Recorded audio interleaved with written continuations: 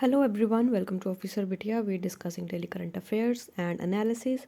So let's begin with the discussion. देखते हैं 15th of January के कौन से articles important है from UPSC point of view. The first article is about pandemic billionaires. तो basically क्या हो रहा है, pandemic चल रहा है. This is the third year. 2020 से शुरू हो गया था कोविड एंड उसी दौरान इसी पीरियड में इस 2.5 ईयर में जो अमीर लोग थे, जो रिच पीपल थे, they are getting richer and the poor people are getting poorer. तो यहाँ पर हम देखेंगे कि ये ऑक्सफाम की रिपोर्ट में क्या आया है, कैसे उन्होंने बताया है कि जो बहुत ज़्यादा रिच पीपल हैं they are becoming more richer and the term इनको जो असाइन की गई है दैट इज़ पेंडेमिक बिलियनर्स. तो बेसिकली ये इंपॉर्टेंट की टर्म है that you can also mention in your mains examination. अब जो रिपोर्ट है वो बोलती है कि जो कोविड है उन्होंने नो डाउट जितने भी गरीब लोग हैं, इतनी जनता थी, उनका खाना पीना लाइवलीहुड तो डिस्ट्रॉय किया हुआ है, बट इसके अलावा कुछ लोगों को नए बिलियनर्स बना दिया गया, उनको और ज़्यादा अमीर बना दिया गया है. कुछ फाइंडिंग्स देखते हैं रिपोर्ट की. जो रिपोर्ट में है वो बोलते हैं कि जो लोग हैं एशिया में, एशिया के लोगों की वेल्थ में बहुत ज़्यादा बूम आया है जब से कोविड-19 पेंडेमिक शुरू हुआ है. एंड ये पर्टिकुलर लोग किस सेक्टर से बिलोंग करते हैं, ये बिलोंग करते हैं फार्मास्यूटिकल सेक्टर से. ऑब्वियसली कोविड आया है तो हमारा जो डिपेंडेंस है मेडिसिन के ऊपर बहुत ज़्यादा बढ़ गया है. कोविड के ट्रीटमेंट के लिए इतनी सारी मेडिसिन हमें चाहिए होती हैं, जिस वजह से जो फार्मास्यूटिकल इंडस्ट्री है, फार्मास्यूटिकल सेक्टर है, वहाँ पर बूम आया है. मार्च 21 के प्रॉफिट्स की बात करें तो जो प्रॉफिट्स है फार्मास्यूटिकल सेक्टर्स के, सर्विसेज के, उनको चाहिए कि हमें कोविड से फाइट करना है और मेडिकल इक्विपमेंट्स भी चाहिए होती हैं, जिन्होंने 20 पीपल को रिच बना दिया है between this lockdowns and economic stagnation. And ये लोग कहाँ से, कौन से कंट्री से बिलोंग कर रहे हैं, we are talking about Asia as a whole. तो ये पीपल हैं from India, China, Japan and Hong Kong. ये 4 पर्टिकुलर कंट्रीज है जहाँ पर सबसे आगे निकल गई हैं फार्मास्यूटिकल सेक्टर्स में और बहुत ज़्यादा अमीर हो गई हैं. यहाँ के लोग बहुत अमीर हो गए हैं. और जो एशिया पैसिफिक रीजन है वहाँ पर भी जो बिलियनर्स हैं वो भी बहुत ज़्यादा, almost a third by third 3% से ग्रो हुए हैं. पहले 8033 थे मार्च 2020 में, then it grow by 1087 by November last year. और इनकी जो वेल्थ है, अगर हम टोटल वेल्थ की बात करें तो वो 3 क्वार्टर्स इंक्रीज हो गई है, दैट इज़ 74%. तो अगर सपोज कोई पर्सन 10 रुपीज़ कमा रहा है, अगर इसमें 74% मल्टीप्लाई, तो it will be like 740 rupees अब वो कमा रहा है, जिसके वो पहले 10 रुपये कमाता था. तो इतना ज़्यादा बूम हो गया है, इतना ज़्यादा वेल्थ एक्यूमुलेशन होती जा रही है एक पर्टिकुलर हैंडफुल ऑफ पीपल के पास. जो रिच पीपल है 1% है वो एशिया में, और वो इतने ज़्यादा वेल्थ होल्ड करते हैं, एक्यूमुलेट किया हुआ है, जितने कि अगर हम टोटल 90% पुअर लोगों को भी इकट्ठा कर ले उतनी भी नहीं होती. तो कितना ज़्यादा यहाँ पर गैप आ रहा है हैव और हैव नोट्स के बीच में. जो ये डिवाइड है ये बढ़ता जा रहा है, ये हमें कोविड में साफ देखने को मिल रहा है. कोविड की वजह से और ज़्यादा इकोनॉमिक डिवीजन, इकोनॉमिक स्टैग्नेशन आ गई है, और ये जो वेल्थ गैप है ये अभी और ज़्यादा बढ़ेगा. तो आप देख सकते हो कितना ज़्यादा वेल्थ गैप होता जा रहा है. अब देखते हैं बिलियनर्स कौन है.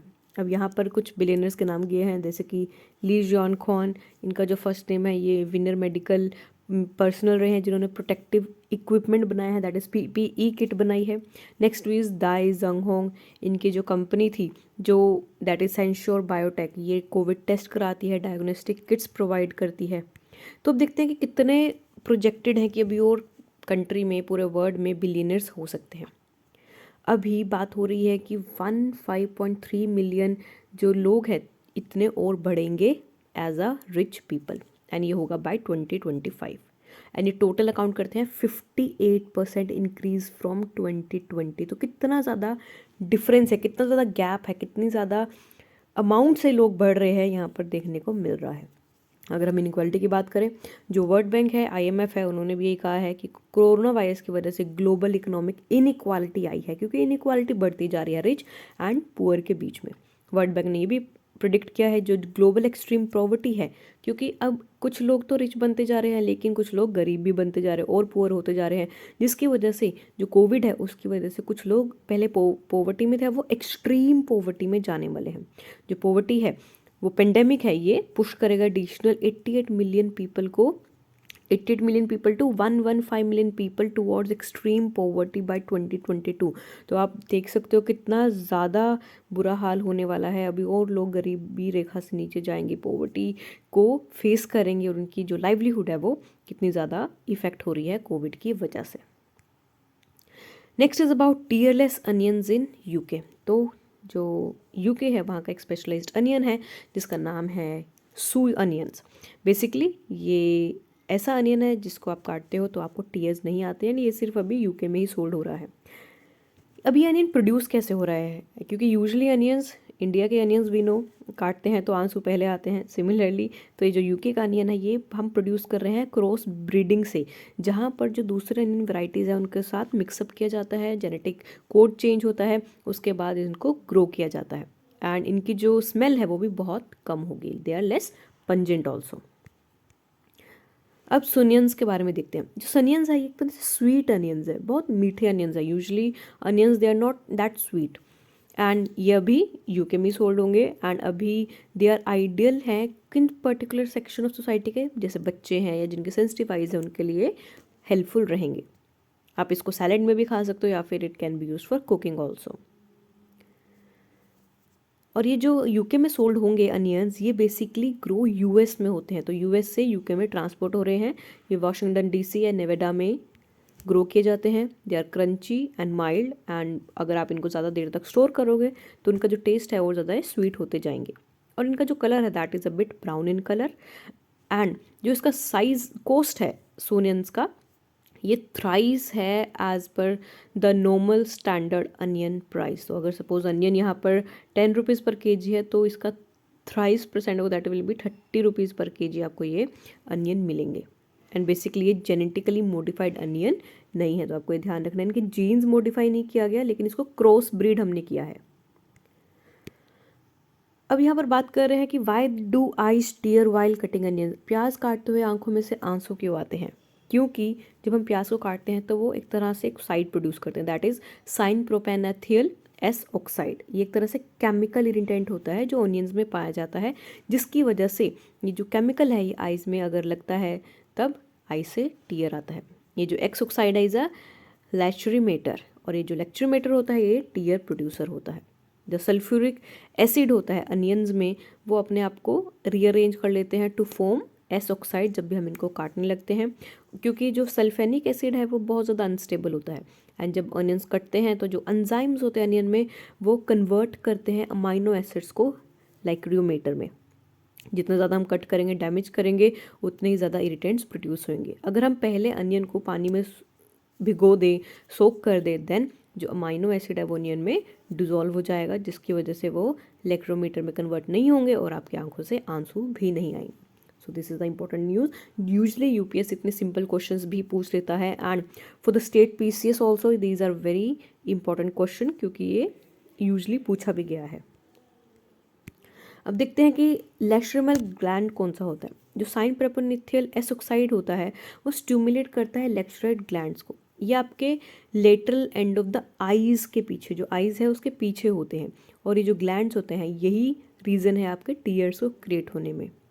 यूजली जैसे टीयर्स आते हैं तो that helps to cleanse your eyes, आपकी आइज़ को साफ़ कर देते हैं और इससे आपकी आइज़ को ल्यूब्रिकेशन भी मिलता है और मॉइस्चराइज भी हो जाती है। अब टीयर प्रोड्यूस कैसे होते हैं? पहले तो हमने देखा था कि क्यों होते हैं, अब हम देखते हैं कि कैसे होते हैं। जो एक्स ऑक्साइड होते हैं अनियंस में जब उनको कट किया जाता है तब वो बहुत ज़्यादा अनस्टेबल होते हैं, वॉलेटाइल होते हैं और वो एयर में स्प्रेड हो जाते हैं जैसे ही हम अनियंस को चॉप करने लगते हैं। तो इस वजह से वो बहुत जल्दी वेपोराइज हो जाते हैं, एयर में आ जाते हैं, जिसकी वजह से हमारी आइज़ में वो फिर लगने लग जाते हैं and then the tear starts. Next is about vision India at the rate 2047। तो गवर्नमेंट ऑफ इंडिया ने फाइनलाइज किया है 2047 का प्लान। तो that will be a century of our independence, 100 years हो जाएंगे हमारे इंडिपेंडेंस को। बाय में 2022 ये प्लान प्रिपेयर किया जाएगा बाय सेक्टोरल ग्रुप ऑफ सेक्टरीज। और जो सेक्टरीज हैं डिफरेंट सेक्टर्स हैं, 10 सेक्टर्स हमने यहाँ पर चूज़ किया है जहाँ से सेक्टरीज आएंगे और एक प्लान को प्रिपेयर करेंगे ताकि 2047 तक हम दिखा सके कि इंडिया आज़ादी के 100 साल बाद कितना तरक्की कर चुका है। इस पर्टिकुलर डॉक्यूमेंट का एम क्या होगा?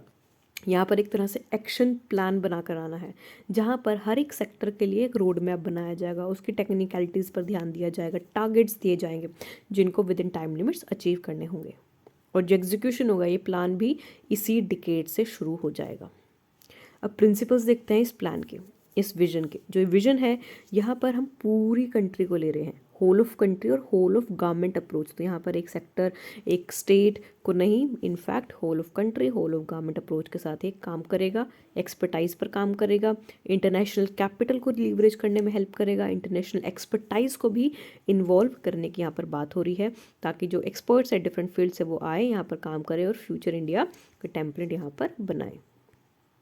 प्रायोरिटीज़ यहाँ पर देखते हैं किन सेक्टर्स को प्रायोरिटाइज कर रहे हैं। जो प्लान है वो प्रायोरिटी दे रहा है एग्रीकल्चर सेक्टर को, जहाँ पर हम बात कर रहे हैं न्यू एज एग्रीकल्चर की, फ्यूचर रेडी सिटीज़ की, एक ऐसा इकोसिस्टम बनाने की जहाँ पर ग्लोबल इंडियन चैम्पियंस बने, और जो हमारी सॉफ्ट पावर है, जो इतनी ज़्यादा इंडिया फेमस है अपनी सॉफ्ट पावर के लिए, एक तरह से रिस्पॉन्सिबल नेशन के लिए, वो भी इंडिया का सॉफ्टनेस बढ़े अक्रॉस द ग्लोब।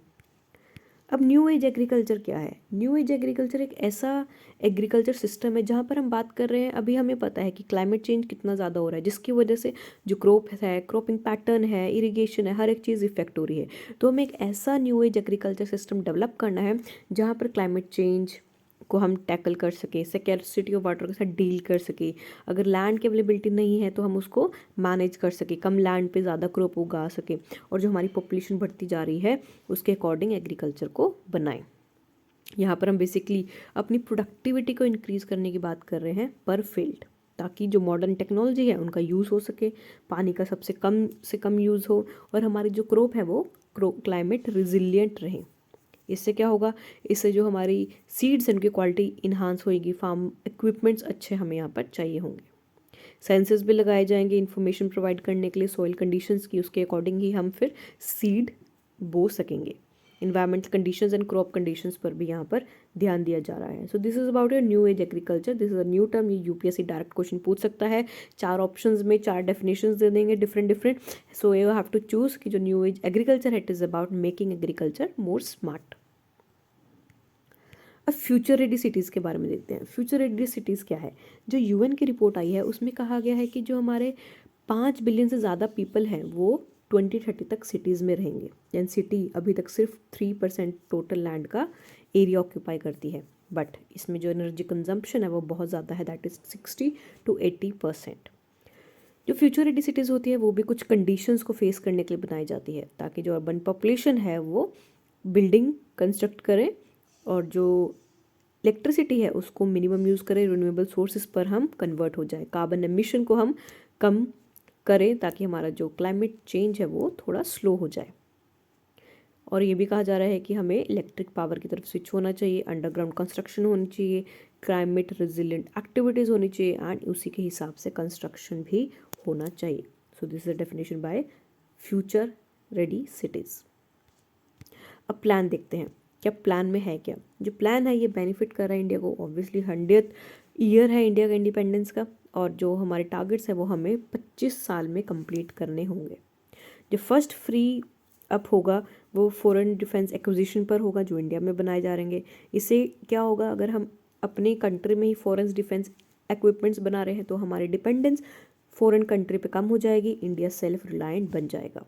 अपने जो पब्लिक सेक्टर बैंक्स हैं उनको रीस्ट्रक्चर करना है, ताकि अगर कुछ मर्ज करने पड़े बैंक, 3 या 4 बैंक्स को, बिग बैंक्स को, तब मर्ज करके हम एक अच्छा बैंक बना सकें, ताकि सेमीकंडक्टर कम्प्लेक्सेस बना सके।